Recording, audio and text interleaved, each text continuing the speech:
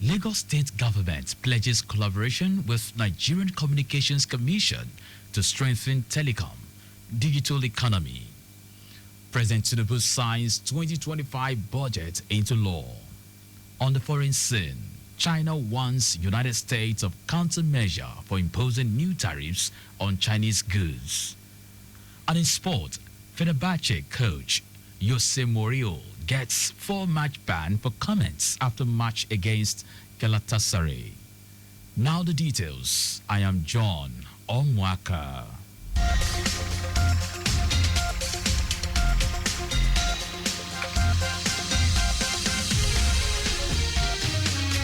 Lagos State Government has pledged to collaborate with the Nigerian Communications Commission, NCC, to strengthen telecom and digital economy for the benefit of residents.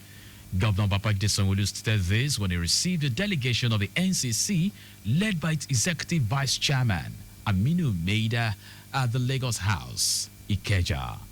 The governor hinted that his administration has extracted the sum of $1.2 billion into the digital economy with a promise to collaborate with the NCC to grant its request to protect critical infrastructure and advancement of telecom and digital economy.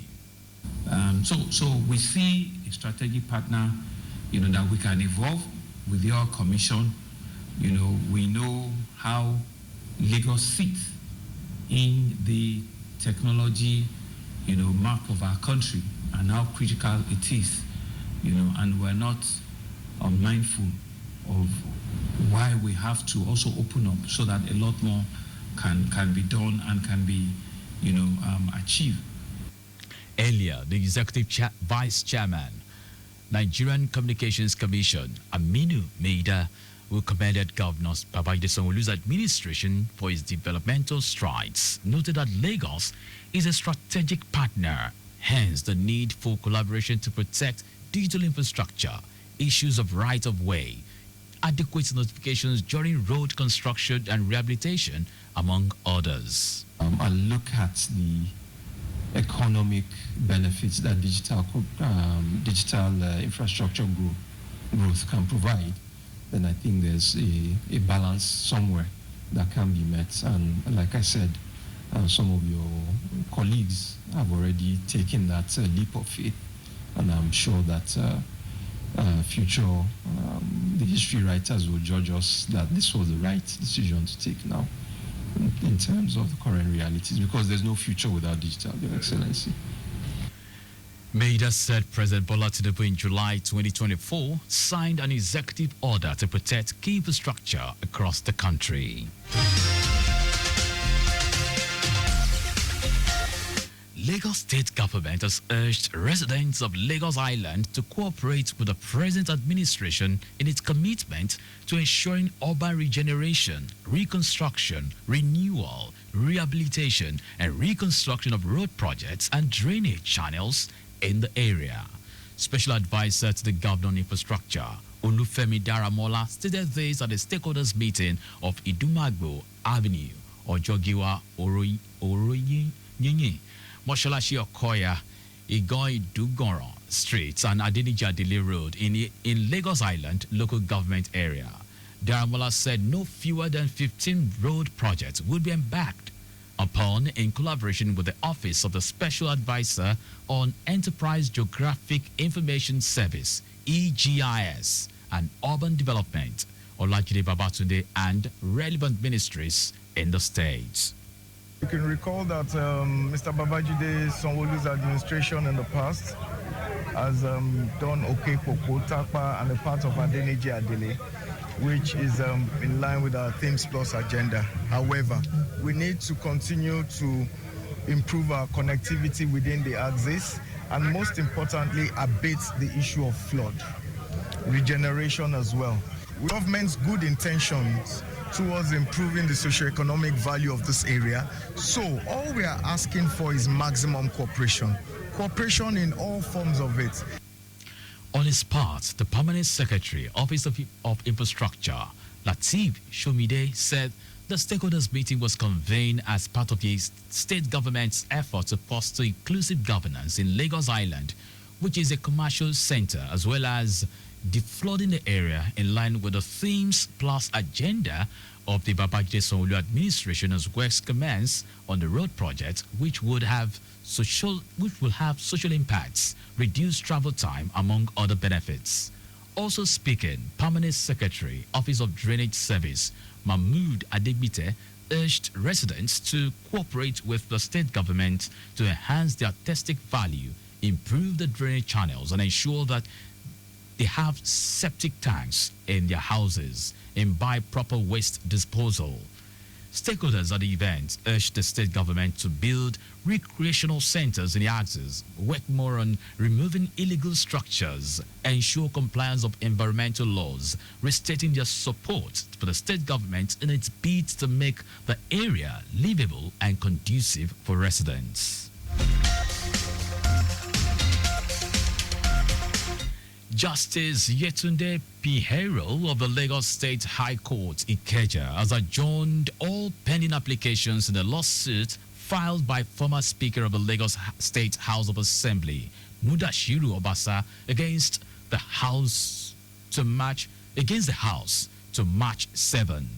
Obasa dragged the Lagos State government and the Assembly to court, challenging what he described as his unlawful removal from office.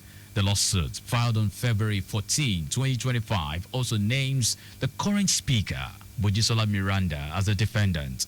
Meanwhile, Speaker of the House, Mojisola Miranda, has condemned the alleged breaking into our office by the former Speaker, Mudashiru Obasa, saying it is a serious issue. While speaking with journalists in the court's premises in Ikeja, Miranda urged that the ongoing legal battle be allowed to run its course. Miranda said Obasa has the right to still make appearance in the Assembly complex as he is still part of the Lagos State House of Assembly. She reacts to Thursday's sitting presided over by the former Speaker. To me, that was just a show of shame because in our job, we have numbers that form quorum. So if you are sitting with 3 or 4 members, you're only doing theater. Also speaking, Chairman, House Committee on Information, Security and Strategy, Stephen Ogundipe, reassured Lagosians that the Assembly remains committed to upholding the law and serving the people. But just let's assure Lagosians that we are still committed to our party. We are still committed to our leadership. And we are still committed to serving the people of Lagos State. And that is what is more important. And we want to assure them that we are very law-abiding. That was the chairman, Lagos State House of Assembly Committee on Information, Strategy, Security and Strategy, Stephen Ogundipe. Minister of Aviation Aerospace Development, Festus Keyamo, has threatened to reject the summer schedule of foreign airlines that refuse to patronize local caterers for outboard meals. Keyamo made it known during a stakeholders meeting on transforming the aviation industry held in Lagos. He expressed dissatisfaction with international airlines for not patronizing the local caterers, insisting that flying in and out of Nigeria is dependent on agreements signed with a local caterer. He insisted that foreign airlines can choose to stop flying into Nigeria if they feel they cannot patronize local caterers.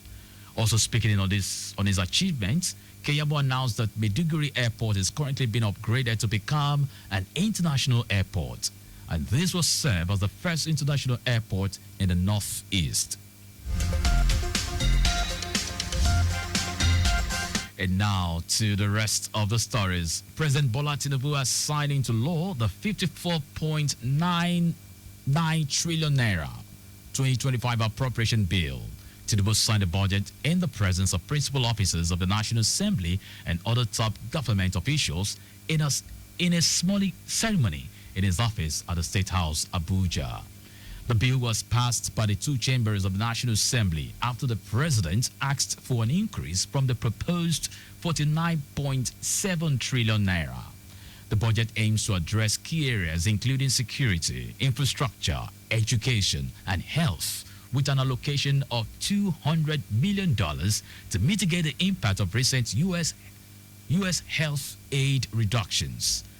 The 2025 budget is based on ambitious economic assumptions, including a crude oil production target of 2.06 million barrels per day at a benchmark price of $75 per barrel.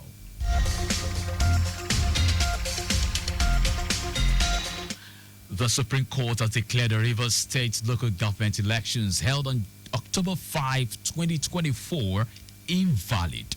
A five-member panel of the Supreme Court on a judgment delivered by Justice Jamilu Tukur ruled that the conduct of the local government polls in the state is null and void. The Supreme Court consequently restored the decision of the Federal High Court. In addition, the court barred the police, the Department of State Services, and other security agencies from providing security for voters during the election. It will be recalled that Justice Peter Liful of the Federal High Court in Abuja had earlier restrained the Rivers State Independent Electoral Commission from proceeding with the local government election, citing the need for an updated voter register before the polls could be conducted. The Nigeria Customs Service Western Marine Command has officially handed over 4,973 loaves of cannabis sativa and two suspects to the National Drug Law Enforcement Agency for further investigation and prosecution. The command said it had also transferred 195 bottles of 300 milliliters codeine to the National Agency for Food and Drug Administration and Control.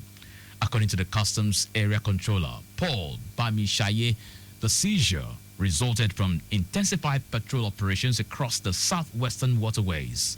While receiving the items, the Marine Commander of the NDLEA, Emmanuel Udo, who assured that the agency will ensure proper investigation and prosecution of the suspects, commended the Customs Service for its sustained efforts in combating drug trafficking. And now to foreign news. China has warned the United States of countermeasures after United States President Donald Trump announced imposing new tariffs on Chinese goods in response to the smuggling of fentanyl. China Ministry of Commerce said Chinese laws on drugs were among the strictest in the world, and Washington was shifting the blame and shaking responsibility. The ministry urges United States not to repeat its mistakes and to return to the correct path of resolving disputes through equal dialogue as soon as possible.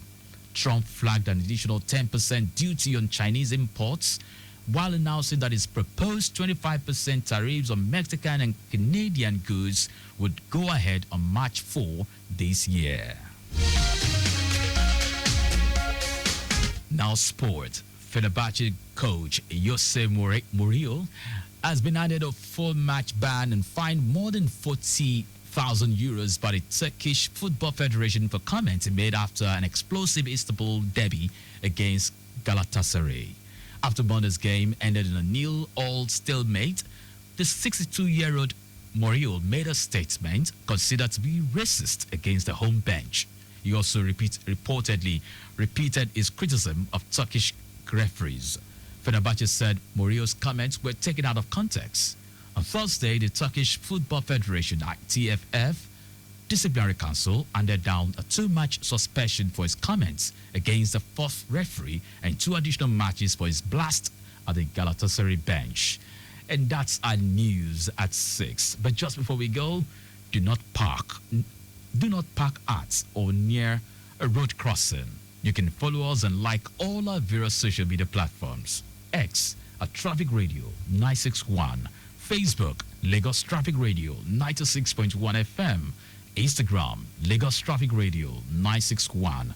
Subscribe and watch our news and programs live on YouTube at Traffic Radio 961. You can also visit our website www.trafficradio961.ng. Did you know that under the Sanwo-Olu administration, 18,000 teachers were trained under a co-excel? You can get more details on the Lagos State Government website. To end the news, here are the highlights of the major stories. Lagos State Government has pledged to collaborate with the Nigerian Communications Commission, NCC, to strengthen telecom and digital economy for the benefit of residents. The Supreme Court has declared the Rivers State local government elections held on October 5, 2024 invalid. We also told you that China has warned the United States of countermeasures after United States President Donald Trump announced imposing new tariffs on Chinese goods in response to smuggling of fentanyl. And in sports, Fenerbahce coach Jose Mourinho has been handed a 4-match ban and fined more than 40,000 euros by the Turkish Football Federation for comments he made after an explosive Istanbul derby against Galatasaray. For contacts with the newsroom, send a message to info@trafficradio961.ng.